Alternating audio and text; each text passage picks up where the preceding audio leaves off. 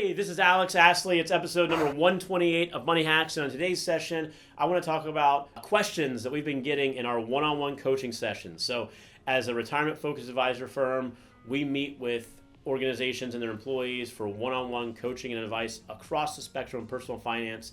And we've been getting some questions that all fall around a general theme about savings, emergency savings in particular. And kind of the questions are stemming from, how to continue to grow and build up your emergency savings in periods where maybe the financial markets aren't doing as well, or people are concerned about the economy, or for those who maybe are in a situation where you might be out of work for a while or part of a reduction in force.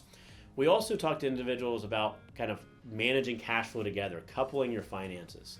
How do you bring together two, different financial pictures?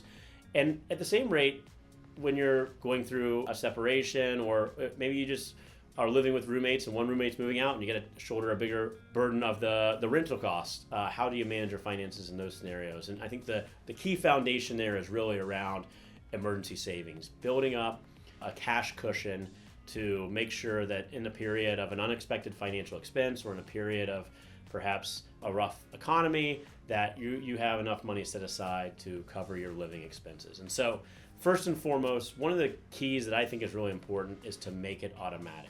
So we talk about this bucket strategy a lot when you think about somebody's overall financial picture. And one of those buckets is what I call short-term savings or emergency savings. I think in an optimal scenario, everybody would be adding to that bucket into an emergency savings account automatically every pay period or every month. The best way to do it really is have a portion of your paycheck direct deposit into a separate account that is set aside for emergency savings. This way it's automatic, you don't have to think about it, and it's consistent and recurring either every pay period every month. The second piece is that I like a visual separation and a true separation of that emergency savings account. We're big fans of high yield savings accounts. We think that emergency savings should go into a vehicle where you're earning interest, but it still has no fees, no minimums, no penalties, but is separate from your standard day-to-day checking account or cash flow. And that you can separate that not only in two different accounts, but also visually, so you know this is the money you have earmarked for savings. Now, in scenarios where you run into an unexpected financial expense, maybe you have a major cost to repair something, or maybe you find yourself in a position where you're transitioning from one position to another, or you're part of a reduction in force, and people sometimes still worry about, should I pull from my emergency savings account?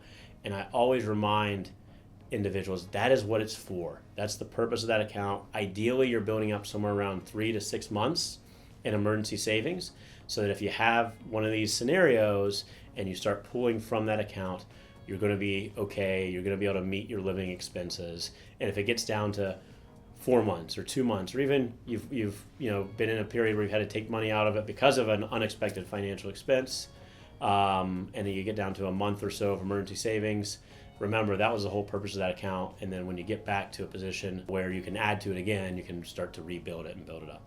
So I think it's one of the core building blocks of your overall financial picture. We have a lot of content on our site about emergency savings and the importance of that and how that goes into your overall personal finance and financial security. Thanks for joining. See you next time.